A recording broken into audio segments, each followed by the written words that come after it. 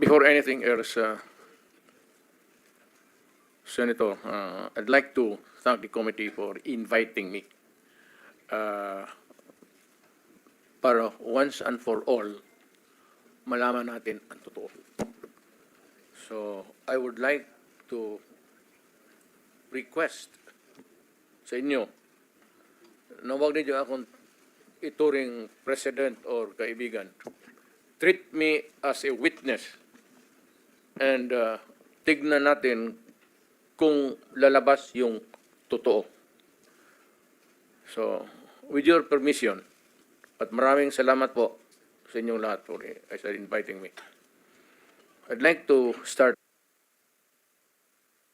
my mandate as President of the Republic was to protect the country and the Filipino people. Do not question my policies because I offer no apologies, no excuses.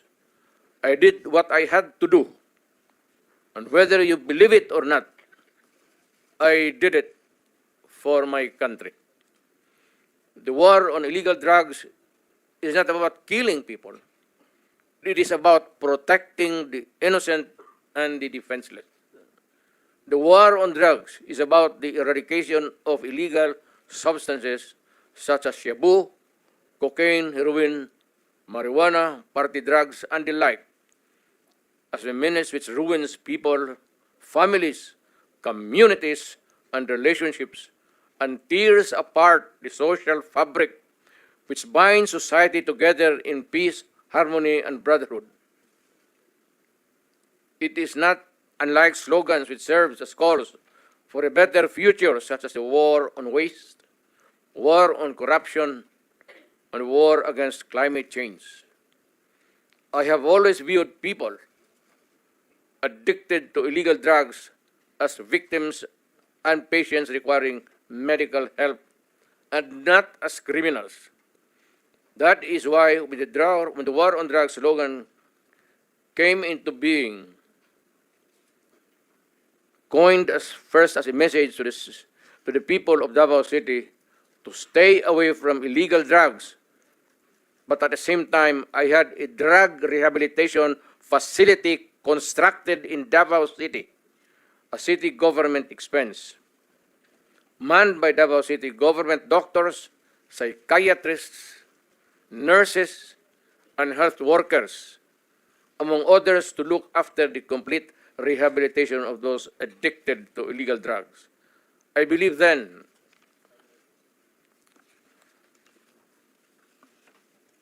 and I still believe now that rehabilitation and not fear of death or incarceration to be the key to the return of the addicted individuals back to the mainstream of a just and forgiving society. But no mistake about it, I hate drugs. I loathe the purveyors, the merchants, and the pushers of this demonizing element. I have not failed to emphasize this from the very day of the campaign when I ran for the presidency in 2016. This was my covenant with the Filipinos who believed in me, and to this day must still agree with what in government have achieved. It is unfortunate that drug-related crimes are on the rise again. Every day you can read about children being raped, people getting killed and robbed. And just recently, a drug den was raided within the Malacanang complex. This clearly manifests that the purveyors of this menace are back in business.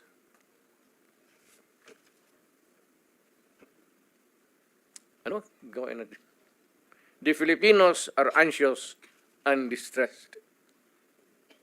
Self-preservation is still the first law of nature. It is instinct. It is recognized in our laws as self-defense. That is why I have always told the police authorities and operatives to be mindful of this basic law of nature.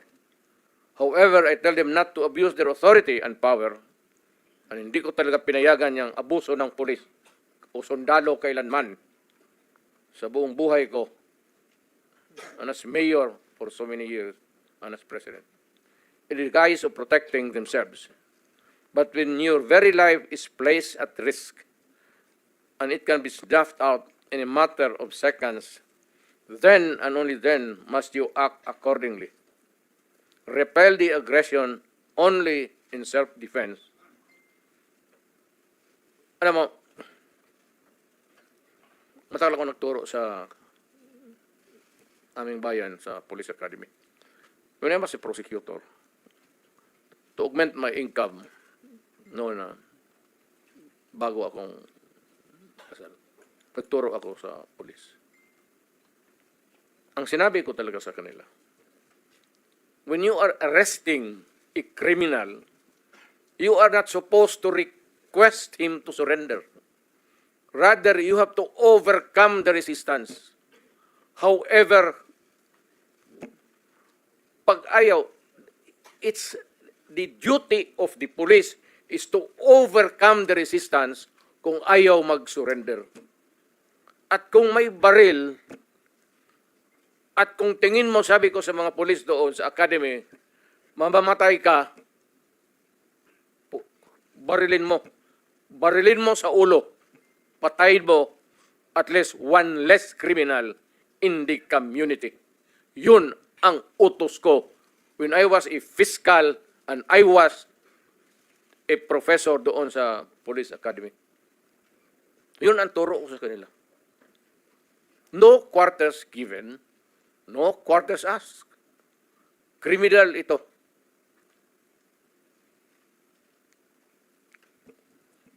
Repel the aggression only in self-defense. Do not make orphans of your children and widows of your wives. I don't want that in my conscience as mayor and president. Hindi ko mabigat yan sa konsensya ko.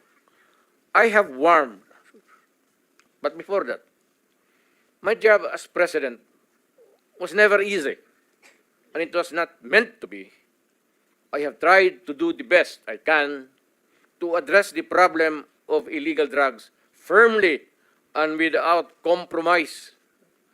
For all of its successes and shortcomings, I alone take full legal responsibility. Sa lahat na nagawa ng mga pulis, pursuant to my order, ako ang managot. At ako ang makulong, huwag yung pulis na sumunod sa order ko. Kawawa naman, nagtatrabaho lang. Yun ang gusto kong sabihin sa Pilipino at mabuti niyaya ninyo ako dito.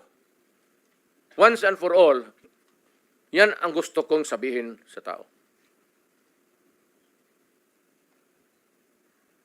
I have warned all of you as your president, then, and as a private citizen now. Drugs will destroy the Filipino. It will destroy my country. And I will never allow it. Baski ako, empleyado sa gobyerno o private citizen, I will do what is necessary to protect my country, my community, at yung mga anak natin. This is a matter of principle. At papagkamatayan ko yan. Maraming salamat. I'm ready to answer your question. Thank you.